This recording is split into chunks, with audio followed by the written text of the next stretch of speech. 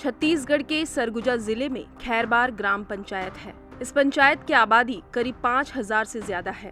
अंबिकापुर शहर की सीमा खत्म होते ही खैरबार की सीमा शुरू हो जाती है। फिर भी इस गांव की जमीन की न रजिस्ट्री हो पाती है, न ही गांव के बच्चों का जाति प्रमाण पत्र बन पाता है। ईटीवी भारत की टीम ने ग्रामीणों की इस समस्या की पड़ताल की। हमारा खैरबार पंचायत का जितना भूमि पट्टे की वो सर्वेट ग्राम होने के कारण हमारे यहाँ राजस्व ग्राम में परिवर्तन करने के लिए पिछले 20-22 सालों से हम लोग ग्राम सभा में प्रस्ताव पास करते हुए देते रहे, किंतु पिछले सत्र में ये आदेश हुआ कि खैरबार ग्राम पंचायत को सर्वेट ग्राम है जिसको राजस्व ग्राम के लिए सर्वे किया जाए। टीम गठित की गई और पहला सर्वे हुआ, दावा पत्र आया, उसका निराकरण करते हुए दूसरा सर्वे हुआ, फिर उसके बाद तीसरा प्रकाशन भी हो गया है, अंतिम प्रकाशन। तो स्थिति ये था कि हमारे ग्राम पंचायत के जितने भी बासिंदा हैं सभी वर्गों के, तो उनका कितना भी पढ़ लिख जाए तो आरक्षण जो हमें प्राप्त है उस हिसाब से हमें नौकरी की तलाश के लिए भटकना पड़ता है, क्योंकि जाति प्रमाण के पत्र के बिना नौकरी में घुसना ये असंभव है। वो पहले तो बेचा खरीदा जा सकता था, रजिस्ट्री होता था, संशोधन होता था और सब बढ़िया था, किंतु ये राजस्व ग्राम सर्वे जो आदेश हुआ है उस समय से स्टे लग गया है और इस बीच में खरीद बिक्री एकदम रोक है। गांव वाले बताते हैं कि हर विधायक, सांसद और तमाम जनप्रतिनिधियों को उनकी पीड़ा की जानकारी है, लेकिन कोई उनकी सुध नहीं लेता। ये हमारा गांव ये शहर से लगा हुआ है और हमारे गांव की जनसंख्या करीब 5000 से ज़्यादा है और यहाँ पे हमारे गांव में वन ग्राम था पहले। इसका राजस्व ग्राम करने के लिए 3 बार प्रकाशन भी हो चुका है, मतलब अंतिम प्रकाशन भी हो चुका है।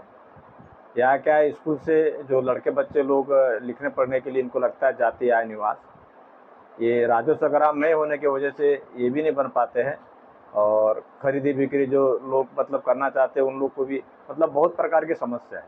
खैरबार में पहले से ही जो तो शुरू से ही वन ग्राम था और लेकिन वन ग्राम रहते खैरबार का पहले बढ़िया चलता था, जैसे कोई जमीन भी बेच देते थे तो रजिस्ट्री संशोधन सब होता था। अब तो मतलब वो पूरा रोक है, लेकिन बच्चों का जो समस्या है बहुत ज़्यादा है। राजस्व ग्राम नहीं होने के कारण बच्चों के लिए पढ़ाई लिखाई में बड़ा दिक्कत जा रहा है। क्या दिक्कत है? जाति प्रमाण पत्र हो गया तो नहीं बनता है, तो पंचायत से पता नहीं देते हैं जाति प्रमाण पत्र। मैं भी था उस समय सरपंच, सन 1983 से 2009 तक था मैं। जाति प्रमाण पत्र पंचायत से हम लोग जारी करते थे तो स्कूल वाले ले लेते थे। अब उसमें उन लोग को बच्चों को स्कॉलरशिप मिलता था कि नहीं मिलता था, लेकिन अभी सुनने में आ रहा है कि पंचायत का भी जाति प्रमाण पत्र को नहीं मान रही है। ये समस्या सर काफ़ी दिनों से चल रही है, काफ़ी दिनों से नहीं, सालों से, 8-10 साल हो गए लगभग। न यहाँ राजस्व ग्राम अंतिम प्रकाशन भी हो चुका, काफ़ी दिनों से 8-9 महीने से हो चुका है, लगभग 1 साल हो ही चुका है। उसके बाद में भी अभी तक के उसका कुछ अता पता नहीं है कि कब होगा, क्या होगा, कैसे होगा। और सबसे पहली और सबसे परेशानी ज़्यादा बच्चों को होती है। बच्चे पढ़ने लिखने वाले, कुछ बच्चे नौकरी वाले जो फार्म भरने जाएंगे बिना जाति के कुछ नहीं कर सकते। बच्चे पढ़ने वाले, उनको फीस नहीं मिलती। बहुत सारे बच्चे ऐसे गरीब हैं जो स्कॉलर फीस के भरोसे अपना कापी पुस्तक का कर सकते हैं।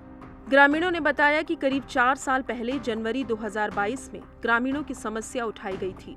तब सरगुजा प्रशासन ने बताया था कि वन ग्राम को राजस्व ग्राम बनाने के लिए सर्वे का काम लगभग पूर्णता की ओर है और जल्द ही सर्वे का प्रकाशन कर दिया जाएगा।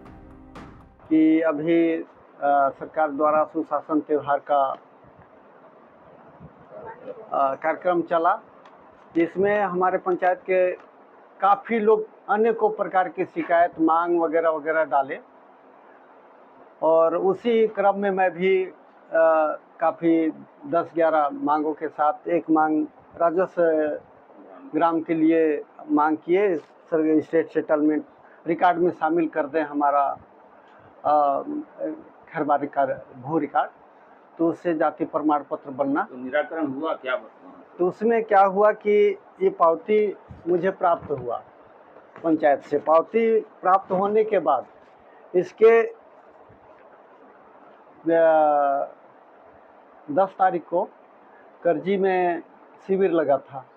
उससे 3 दिन पहले एक नंबर में कॉल आता है, तो वो वहाँ से ये बोलते हैं कि आपने राजस्व विभाग राजस्व के लिए अपना खैरबार का आवेदन किए हैं? तो मैं बोला कि हाँ किया हूँ, पावती रखा हूँ। तो बोले कि उसका पावती का फ़ोटो खींचो और इस नंबर पर भेजो। मैंने फ़ोटो खींचा, उस नंबर पर भेज दिया। भेजने के बाद वो ये बोलते हैं कि इसका ऊपर का कहाँ है, मतलब जो मुख्य आवेदन? जी मुख्य आवेदन है वो कहाँ है? तो उनके पास तो वहीं से मैं समझ गया कि काम किस प्रकार का हो रहा है या होगा। आज तक तो यही लग रहा है कि नेता और अधिकारी हम लोग को बातों को अनदेखा कर रहे हैं। खैरबार के ग्रामीणों की समस्या पर ईटीवी भारत ने सीधे जिले के प्रभारी मंत्री से सवाल किया, क्योंकि प्रशासन ने अपना काम कर दिया है, अब मामला शासन के हाथ में है। एक करके राजस्व ग्राम घोषित किया गया जी। अब वहाँ के लोगों की समस्या ये है कि उनके बच्चों का जाति प्रमाण पत्र नहीं बन पाता है। कौन सा गांव है फिर? खैरबार ग्राम पंचायत से लगा। निश्चित रूप से हम प्रशासन से चर्चा करेंगे, मंत्रालय में जहां पर भी जो विषय है उसको ठीक करके उनकी चिंता करेंगे। आइए आपको बताते हैं वन ग्राम क्या होता है, राजस्व ग्राम क्या है, इनके बीच क्या अंतर है और वन ग्राम को राजस्व ग्राम बनाने से वहां रहने वाले लोगों को क्या फायदा मिलता है। इसके साथ ही ये भी जानते हैं कि वन ग्राम को राजस्व ग्राम में बदलने की प्रक्रिया क्या है।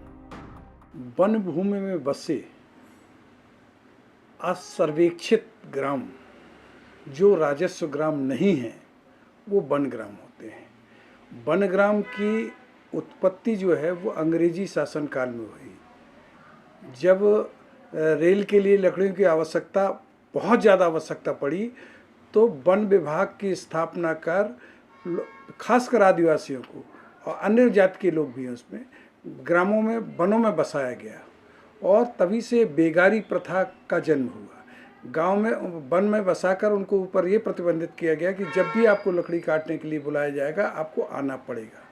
इस थीम पर ये आपके वन ग्रामों की स्थापना हुई, जो राजस्व ग्राम से पूर्णतः भिन्न है। राजस्व ग्राम, सामान्य ग्राम, सर्वेक्षित ग्राम जो राजस्व क्षेत्र में, राजस्व भूमि के अंतर्गत आते हैं, वो सभी राजस्व ग्राम हैं। और राजस्व ग्राम में खसरा, बीमन, मालकाना हक जो है भूमि का, वो भूमि स्वामी को होता है। जबकि जो वन ग्राम है, वन ग्राम में मालकाना हक वन विभाग के पास रहता है। वो मालकाना हक वहाँ के निवासियों के पास नहीं आ पाता। तो राजस्व ग्राम और वन ग्राम के बीच का जो अंतर है वो यही है।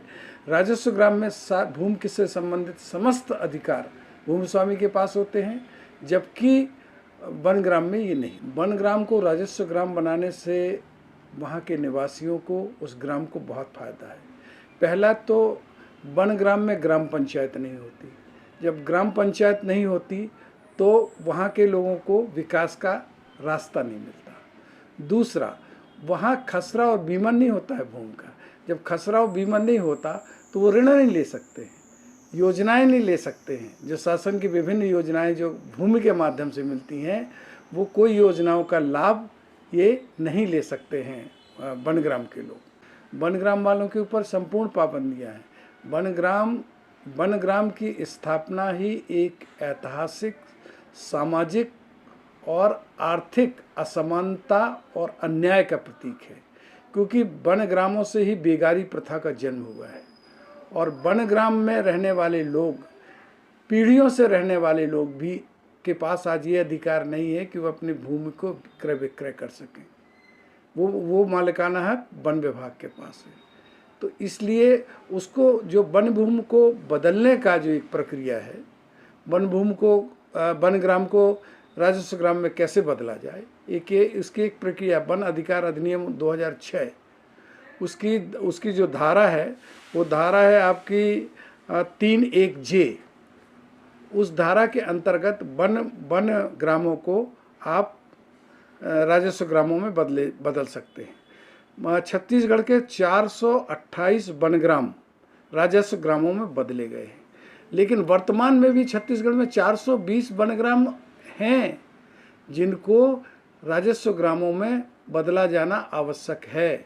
यदि क्योंकि वन ग्राम आज भी सामाजिक स्थिति में और यथार्थ स्थिति में पिछड़े हुए ग्राम माने जाते हैं, जबकि जो प्राकृतिक संसाधन है वो सबसे ज़्यादा वन ग्रामों में है। इसके बाद भी विकास का जो मार्ग है अब वो नहीं है वन ग्रामों के पास। तो वन ग्रामों को अब तो वन ग्राम समाप्त ही करके वन ग्रामों को राजस्व ग्रामों में परिवर्तित कर देना चाहिए। उस वन भूमि का विवर्तन करके राजस्व भूमि बनाना चाहिए, तभी उन ग्रामों का हित होगा। गांव के लोग वन ग्राम और राजस्व ग्राम के बीच फंसे हैं, लेकिन उन्हें उम्मीद है कि वो दिन जरूर आएगा जब जमीन भी बिकेगी और बच्चों के सर्टिफिकेट भी बनेंगे। लेकिन उस दिन का इंतजार वर्षों से हो रहा है। देश दीपक गुप्ता, ETV भारत, सरगुजा।